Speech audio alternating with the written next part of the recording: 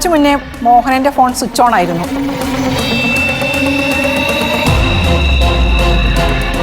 മോഹൻ ഇവിടുത്തെ ഒരാളെ വിളിച്ച് കുറച്ചു നേരം സംസാരിച്ചു.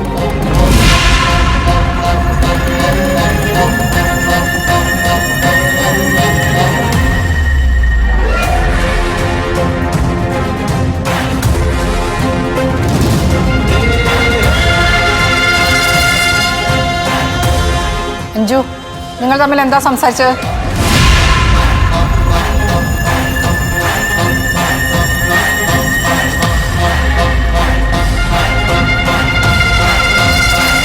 എല്ലാരും പഠിച്ചിട്ടില്ല.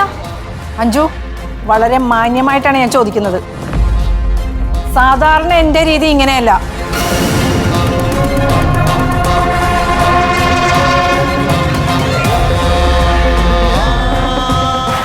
എന്തൊക്കെയാ പറയുന്നേ? എനിക്കൊന്നും അറിയില്ല. നിനക്കൊന്നും അറിയാതെയാണ് അടി മോഹനൻ നിന്റെ ഫോണിലേക്ക് വിളിച്ചത്.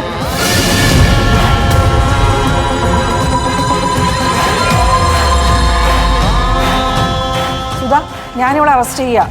ഇവക്ക് എല്ലാം അറിയാം.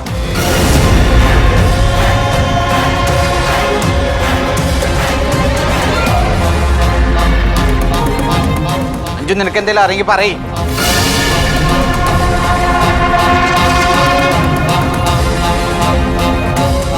നീ പറയണ്ട മോളെ.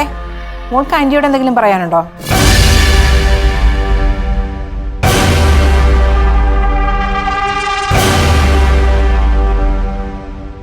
മോള് പേടിക്കണ്ട. മോള് ധൈര്യമായി പറഞ്ഞോ. മോൾ ആരും ഒന്നും ചെയ്യില്ല. വല്യച്ഛൻ ഇവിടെ വന്നിരുന്നു.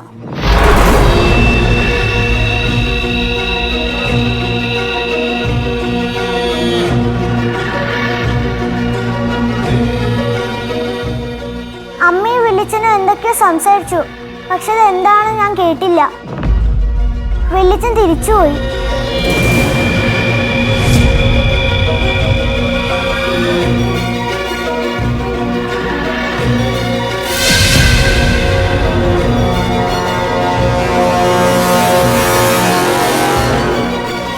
ഞാനിത് അമ്മയോട് ചോദിച്ചു.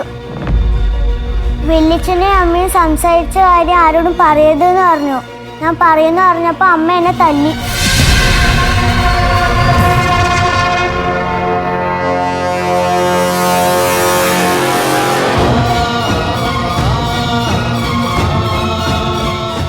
പറയഞ്ചു, എന്താ നടന്നത്?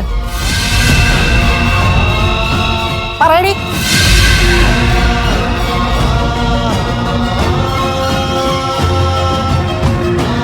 മോഹനേട്ടൻ വന്നിരുന്നു.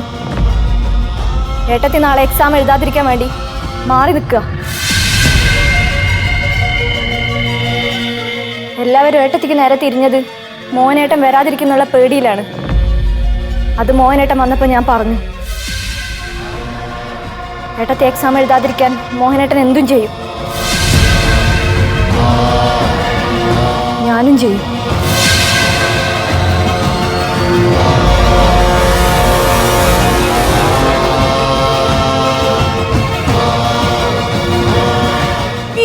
ഇവരെ ദ്രോഹിക്കുന്നത്? ഇവരെ എനിക്ക് ഇഷ്ടമല്ല. അത് തന്നെ കാരണം.